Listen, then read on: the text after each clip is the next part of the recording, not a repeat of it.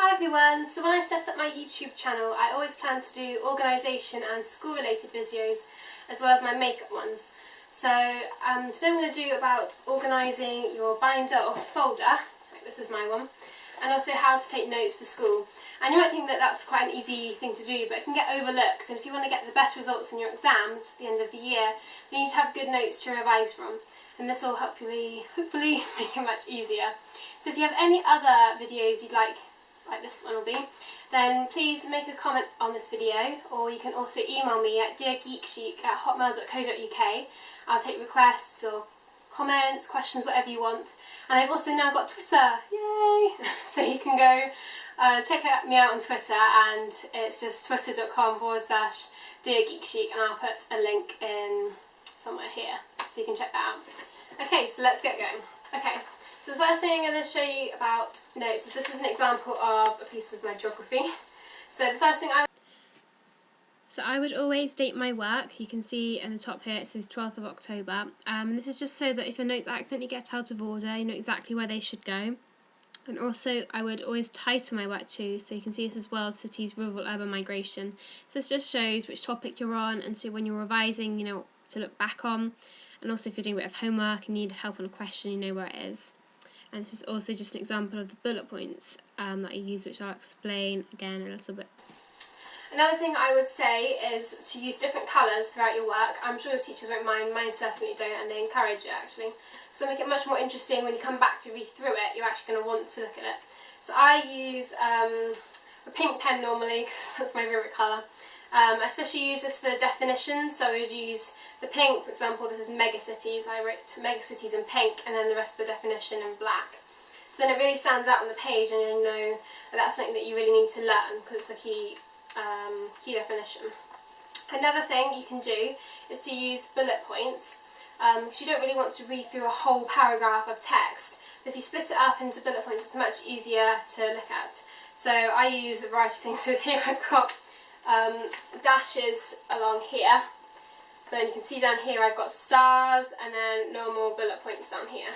So it just makes it a bit more varied. Another thing I would say is that when you get a whole sheet of information from your teacher, maybe you get like a handout or something, it's often quite a lot of text and you don't really want to read through it all and remember all of it. So what I would do is to take a highlighter and just go through it all like this and highlight the key points that you're going to need to know for your exam. This means that when you come back you just know exactly what you're looking for.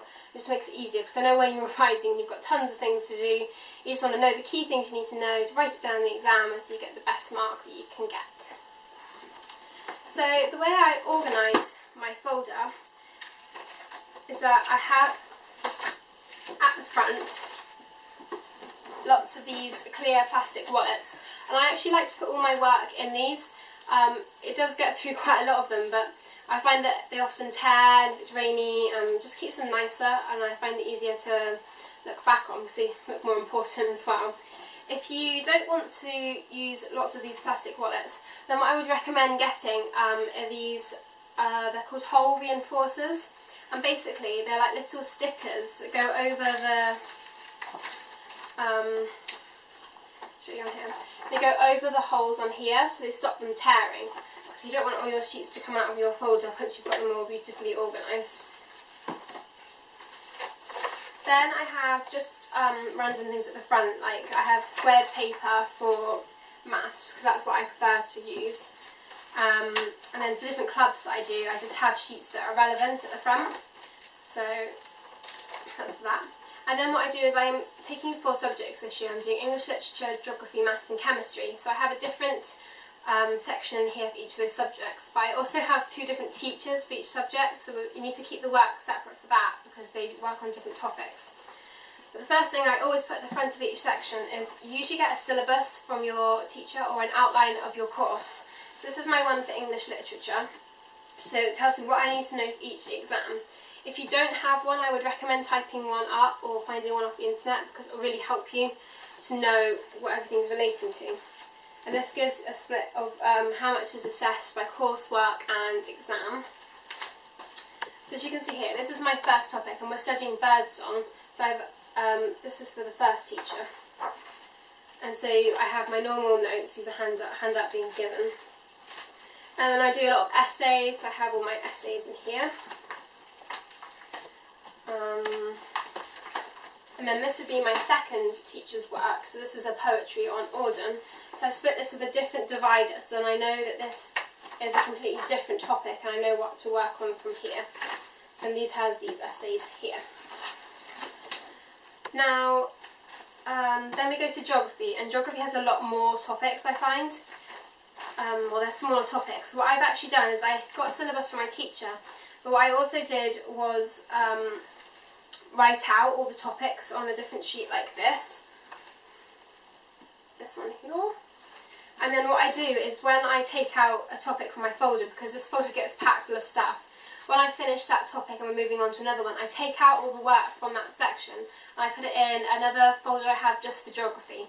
So when I come to revise, hopefully all the topics will be in order from topic 1 to, I don't know, like 5 or whatever they are.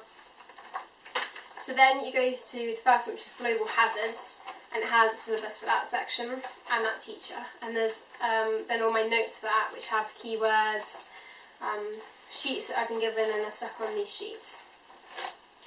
I did used to use a notebook to take my notes down, but then I found that when I got handouts from my teacher or I wrote essays and things on other bits of paper, it's a pain to have to stick them down onto that, and it's much easier just to put them into one big folder. So that's what I found is best. So this is all my geography, and then it's split between the physical and human stuff.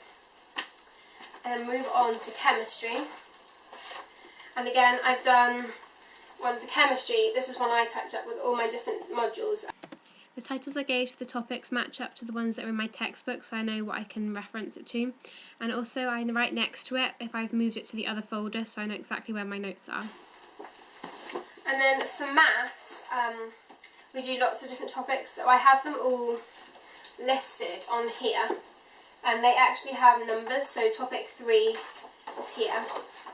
And we actually get given these, which have all the exercises that are in our textbook, and so when you finish them you can tick them off and you know that you've done them. And also at the back of each topic or subject I'll also have a section which has all my unit tests, so that when I come back I can look through them and see which areas need working on specifically, and I can also keep track of where they are.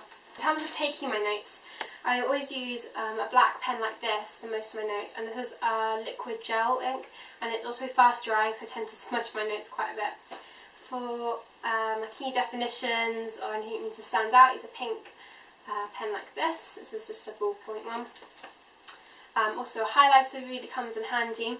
And I always do my maths in a pencil. I like to use these ones here, and it has the rubber on the end. I tend to make quite a few mistakes in maths, so this comes in handy quite a lot during my lessons. And I also like using this in English when we're annotating texts, like in books, because you don't have a lot of space around the book. So I like to use this because it's nice, got a nice narrow point, and I don't really like writing in books with a pen. It seems like we're kind of ruining them, so I like to use a pencil for that.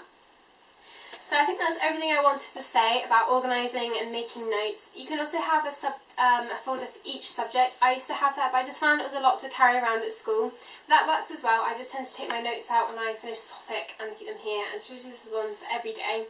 If you've got any other videos you'd like done like this, then please let me know, or if you've got any questions or things that I haven't covered in this video, then make sure you leave a comment, or you can email me at DearGeekChic@hotmail.co.uk, or you could ask me on Twitter or anything like that.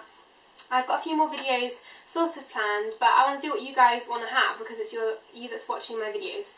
So maybe thinking of doing one on tips for revision, maybe one on writing essays or analysing texts or poems in English. So do quite a lot of that at the minute.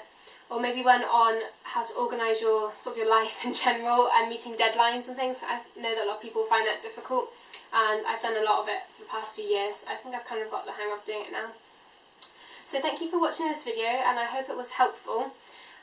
Please make sure you subscribe or like this video. It really helps and it makes me smile every time. And I hope you're having a good day. So bye guys!